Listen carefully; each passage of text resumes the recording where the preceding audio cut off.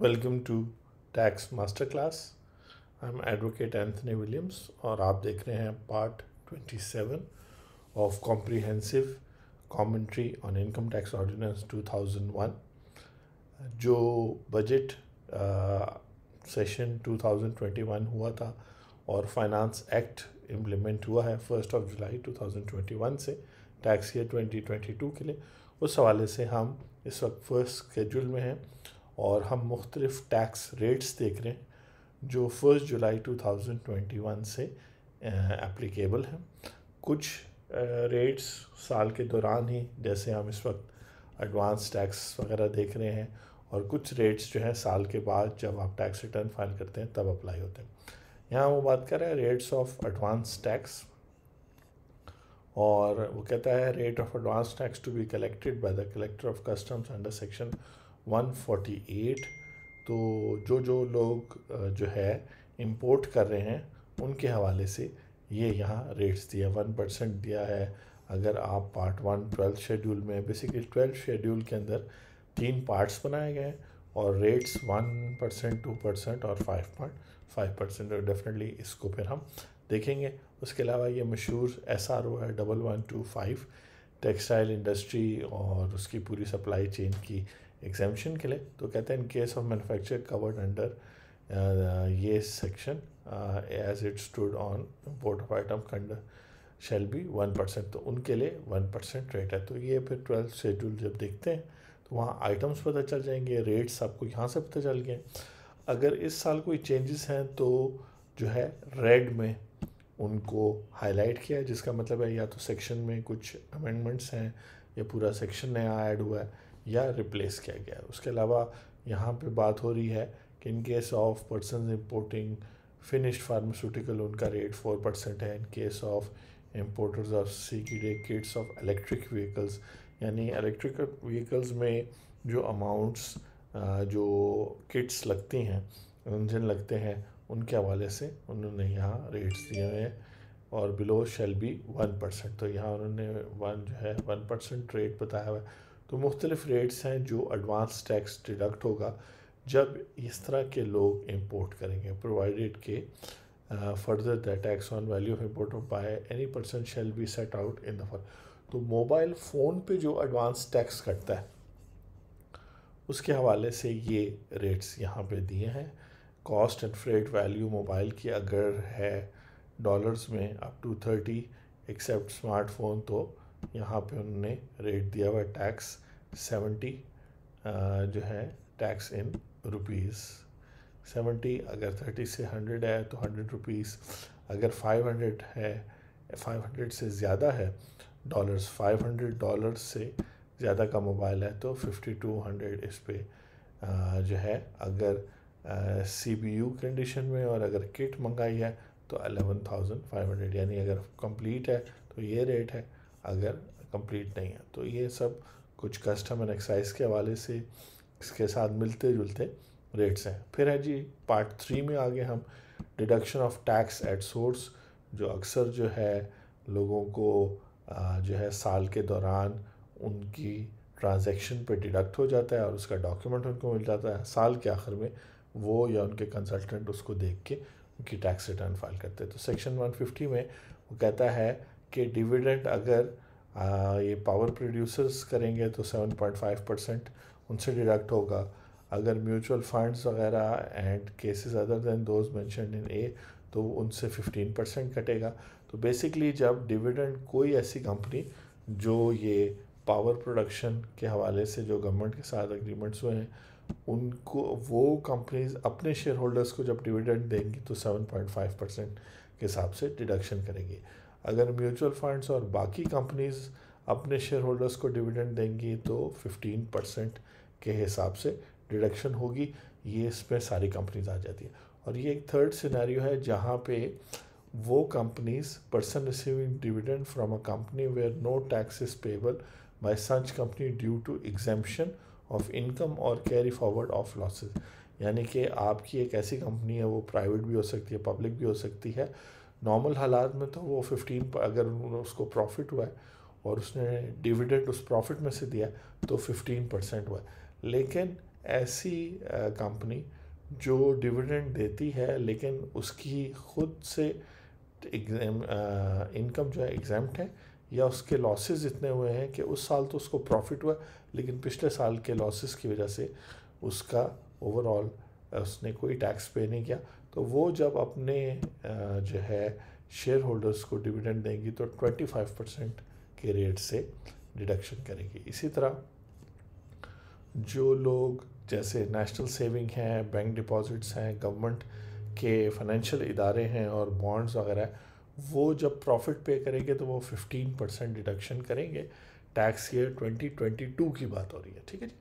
Banks वाले भी अब ट्रेन हो गए हैं, वो भी 15% के हिसाब से डिडक्शन कर रहे हैं, और जो है जो आपकी फ़ाइनल टैक्स लाइबिलिटी है वो भी 15% है। इसके अलावा स्पेशल किस्म के सकू बॉन्ड्स होते हैं जो गवर्नमेंट इशू करती है, उस पे ये रेट्स दिए। अगर कंपनी को मिलेगा तो 25% डिडक्शन, इंडिविजुअल को 12.5% है अगर उसकी if the return on investment not more than 1 million. अगर 1 मिलियन से ज़्यादा है तो फिर जो है 10% इंडिविजुअल को होगी। इस तरह नॉन रेजिडेंट्स को सेक्शन 152, याद रखें कि ये एक जो है क्रोनोलॉजिकल ऑर्डर में आ रहा है, तो सेक्शन 151 के बाद सेक्शन 152 की पेमेंट्स है, उसका टॉपिक डिफरेंट है, यानी पेमेंट टू नॉन रेजिडेंट। तो जब आप ये पेमेंट करेंगे इसमें रॉयल्टी पेमेंट भी है, टेक्निकल फ़ी भी है, इसमें नए सेक्शन भी ऐड हुए हैं, इसलिए यहाँ सेक्शन का रेफरेंस भी और रेट्स भी। तो रेट्स यहाँ दिए हैं 10% डिडक्शन करनी है, और फिर ये है कि कुछ और जो मुख्तलिफ ट्रांजेक्शन है वहाँ किसी के लिए 4% करनी है, जिस तरीके से उस सेक्शन के अंदर गिवन है। जैसे सेक्शन 2A 152 जो है उसका ताल्लुक है 3% of amount in case of ये सारी काम अगर नॉन रेजिडेंट्स करें, including IT services, IT enabled services जो अब सेक्शन 2 में डिफ़ाइन हो चुकी हैं, इसी तरह एडवर्टाइजिंग सर्विसेज वगैरह वगैरह। और फिर ये मुख्तलिफ और रेट्स हैं, ये भी सब नॉन रेजिडेंट्स के लिए उन सेक्शन 152 के हिसाब से। इसमें प्रॉफिट ऑन डेट वगैरह भी शामिल होता है, ठीक है जी। तो ये सारी चीज़ें इसमें कवर होती हैं, और आगे चलते हैं। इसमें जो पोर्शन रेड है वो फाइनेंशियल यानी टैक्स ईयर 2022 के लिए चेंज किया गया। अब आता है सेक्शन 153 जो बहुत ज़्यादा यूज़ होता है, यानी ज़्यादातर कंपनीज, गवर्नमेंट डिपार्टमेंट, NGOs वगैरह वो जब अपने payment for goods and services करते हैं, तो अगर इन केस ऑफ राइस, कॉटन वगैरह के लिए पेमेंट आप कर रहे हो अपने वेंडर को, तो आप उससे 1.5% डिडक्शन करेंगे। इसी तरह जब आप सेल ऑफ गुड करेंगे इंक्लूडिंग टोल मैन्युफैक्चरिंग, तो अगर आप कंपनी को करेंगे तो आप इन केस ऑफ कंपनी तो 4% ऑफ अमाउंट, अगर आप कंपनी हैं तो 4% आप डिडक्शन करेंगे। In any other case 4.5% deduction करेंगे। दोबारा से मैं बात को रिपीट कर दूं कि इन केस ऑफ सेल होगी तो अगर आपका वेंडर जो है वो कंपनी है तो 4% उससे डिडक्शन होगी। अगर आपका वेंडर कंपनी नहीं है तो 4.5% यानी AOP और इंडिविजुअल है। अच्छा, आप ख़ुद क्या है? आप डेफिनेटली प्रिस्क्राइब्ड पर्सन होंगे, यानी एक लिस्ट है सेक्शन 153 में जो हमने देखी थी, वहाँ पर आपका यानी लिखा होगा कि आप गवर्नमेंट डिपार्टमेंट हैं या कंपनी है या AOP है, रजिस्टर्ड है, जिसका पूरे साल का टर्नओवर जो है 5 मिलियन या 50 मिलियन से ज़्यादा है। इस तरह करके जो रिक्वायरमेंट दी होगी तो आप विद होल्डिंग एजेंट बन जाएंगे। आगे जब आप ट्रांजेक्शन करेंगे तो ये वो रेट्स दिए हुए हैं जो आपने अगले अपने वेंडर का स्टेटस देखना है। अगर वेंडर का स्टेटस कंपनी है तो 4%, अगर वेंडर का स्टेटस इंडिविजुअल या AOP है तो 4.5% है, अगर वो सेल्स ऑफ गुड्स कर रहा है।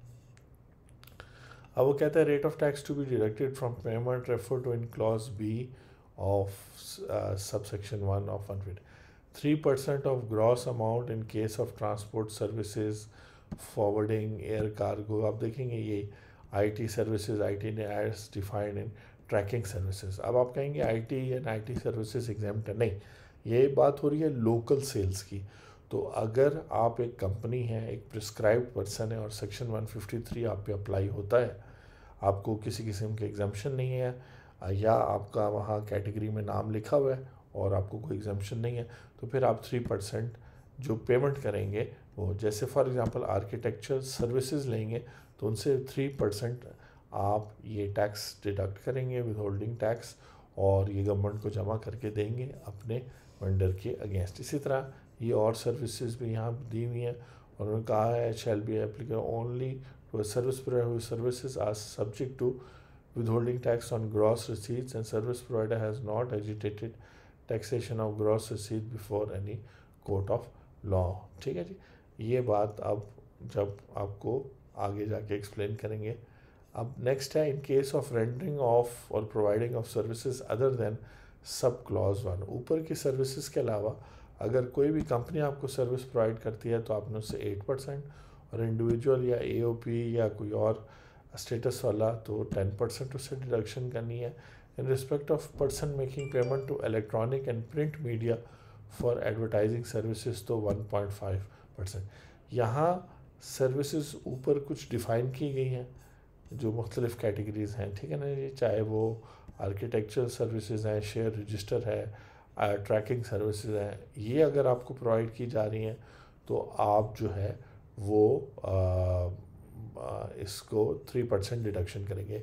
ये जो एक्सप्लेनेशन ऐड हुई है ये मोस्ट प्रॉब्ली शायद इसलिए ऐड की गई है क्योंकि जो प्रोविंशियल लॉज हैं उनमें, जैसे पंजाब रेवेन्यू अथॉरिटी में Punjab sales tax on services है, तो बहुत सारे लोगों ने डिस्प्यूट किया कि जो काम हम करते हैं जैसे रेस्टोरेंट्स हैं या और सर्विसेज हैं वो सर्विसेज में फॉल नहीं करती।